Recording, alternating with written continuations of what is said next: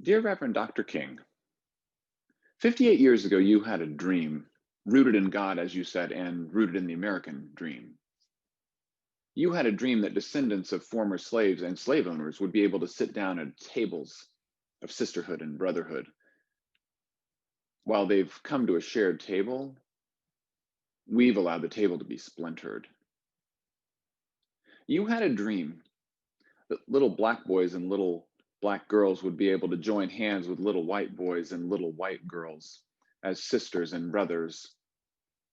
And Dr. King, they have joined hands sometimes in joy and glee, and other times those hands have continued to harm one another based on individual misdeeds or based on a system of racism that continues to flood our land. You had a prophet's dream that one day every valley shall be lifted up and every mountain and hill shall be made low. The rough places shall be made plain, and the crooked places will be made straight, and the glory of the Lord will be revealed, and all flesh shall see it together. And we've thought of and we've felt that dream's realization, desegregation, Title IX, Equal Education Opportunities Act, the election of a first Black president, the election of a Black and Indian vice president. Then we've been woke from that dream by the ongoing mass incarceration of people of color, by the burnings of Black churches, by unequal pay for equal work, by pushers of the yelled out white power who drive by our protests here in Little Barre, Vermont, by nooses on gallows on the same Washington Mall where you shared your dream, by shots that ring out from white officers' guns extinguishing the very lives of Black young men and women, children and adults, time and again. Yet those ringing shots might remind us of another bell, which you heard from every mountainside, let freedom ring.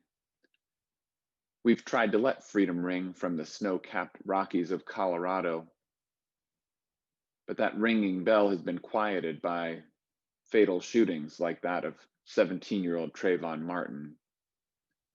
We've longed to let freedom ring from Stone Mountain, Georgia, but that bell's been quieted by those who killed the Georgia jogger Ahmaud Arbery. We've sought to let freedom ring from Hill and Molehill in Mississippi, but that bell can't ring in Minnesota when there's no air to breathe. Rest in peace, George Floyd. You know the sound of shots ringing out, as nearly 53 years ago they did at the Lorraine Motel. And you left this life and left the work in the hands of people who would follow in your footsteps. We've tried to hold on to it by God and by you, Reverend Dr. King. Yet it's slipped through our fingers and we've not tried to hold it tightly enough. We've fallen time and again into the trap of believing now's not the time. The promised land's a bit further along. Let's wait for a better day to move forward. And for that, we ask God's forgiveness for our faltering, courage for our next steps. Perhaps we've not been smart enough or wise enough or faithful enough to trust in the way you mapped out, the way of direct action inspired by love, nonviolent, not reactive to fear.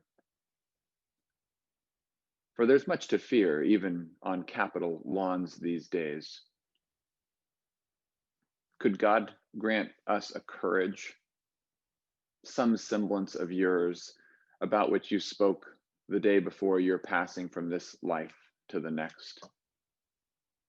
For these were your words: "We've got some difficult days ahead, but it doesn't matter to me now, because I've been to the mountaintop, and I don't mind. Like anybody, I would like to live a long life. Longevity has its place, but I'm not concerned about that now. I just want to do God's will. And He's allowed me to go up to the mountain, and I've looked over and I've seen the promised land. I may not get there with you, but I want you to know tonight that we as a people will get to the promised land. I'm not worried about anything. I'm not fearing any man," you said. "Mine eyes have seen the glory of the coming of the Lord."